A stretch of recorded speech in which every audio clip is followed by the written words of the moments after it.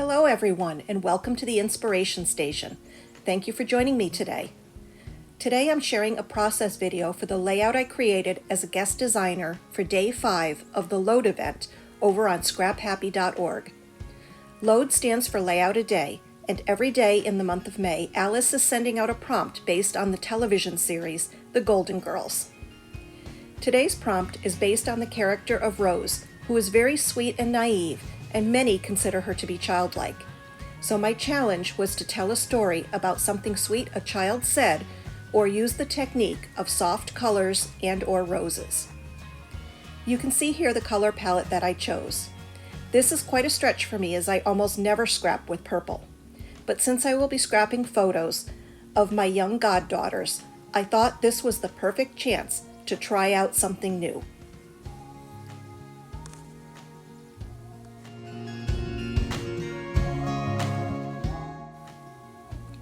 I took my inspiration from this paper by Vicki Boutin from her Let's Wander collection. Now this is way out of my comfort zone because I rarely do mixed media, but I thought the pre-made page could be my base and do the work for me. Then I dug through my stash to find all of these papers. I came across a cut apart from a Recollections hot buy pad that matched perfectly. I wanted to figure out how to use it on this page, especially since the girls are sleeping in the photos.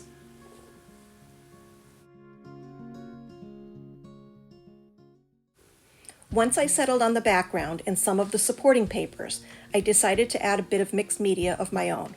Not a lot, because it's not in my wheelhouse, but I did add some splatters with the Tim Holtz Distress Spray Stain in Wilted Violet, which matched perfectly.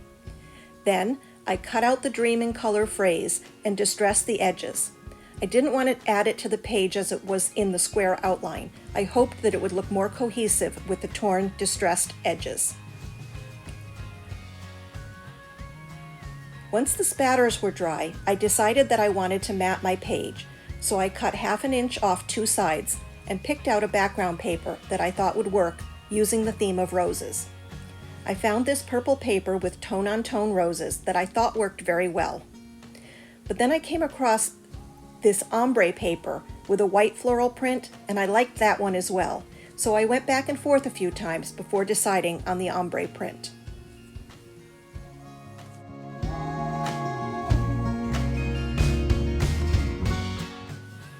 I knew I wanted to have a row of florals on the page somehow.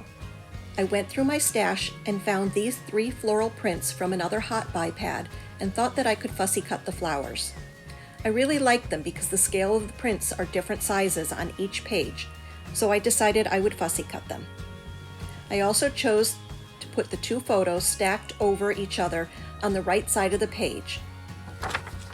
So I pulled out my box of purple embellishments and I found a few options for titles. I thought maybe the Snuggle Time would work, or I had die cut a phrase from my Sizzix dies that said, "Enjoy moments together," and I thought that could work as well.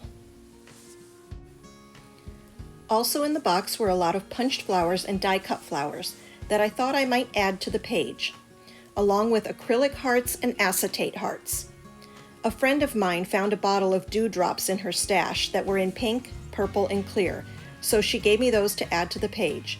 She also gave me this set of purple labels from Color Theory by Studio Calico. I thought I might be able to work those in as well. Now it's time to get down to creating. I had fussy cut several florals from the 3 papers, and when I fussy cut, I usually cut a section out so it's easier to work with. Then I use my small scissors to carefully cut around the image, moving the paper, not the scissors. I'm not a pro at fussy cutting, but if you want some great tips for fussy cutting, go over to Laura Albert's YouTube channel. She covers it in detail in one of her videos. Once I finished cutting out the shapes, I used my Distress Ink blending tool and the ink color Dusty Concord to ink the edges of the flowers. I thought that made them stand out more against the background. Now that I have a pile of flowers cut out, I'm going to start arranging the photos and the flowers on the page. I decided that I want the flowers to go down the middle of the page, and I spent a lot of time fussing around with flower placement, trying to get them to look just right.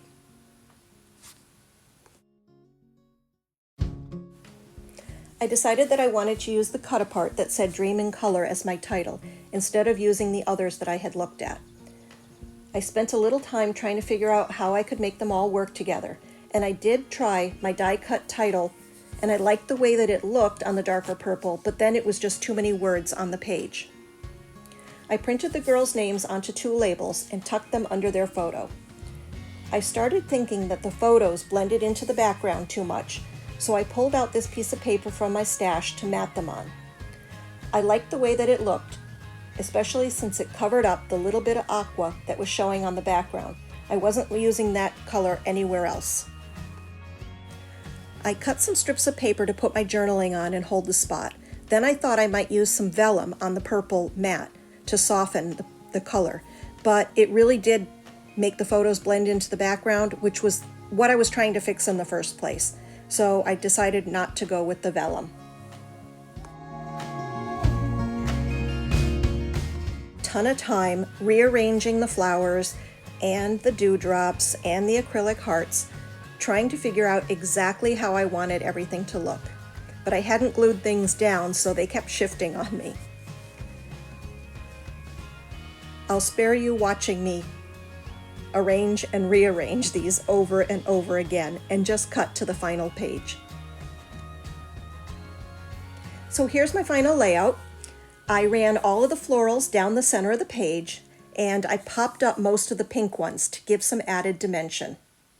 I did add the acrylic hearts that I had, and I put the girls' names onto the labels. I used purple ink on my printer.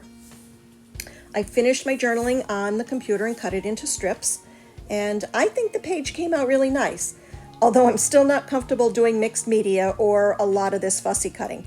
That was really a stretch for me. I hope you enjoyed this process video and that you'll leave me a comment and some encouragement down below. If you're new to my channel, please subscribe. I'd love to have you as a subscriber. And thumbs ups are always appreciated.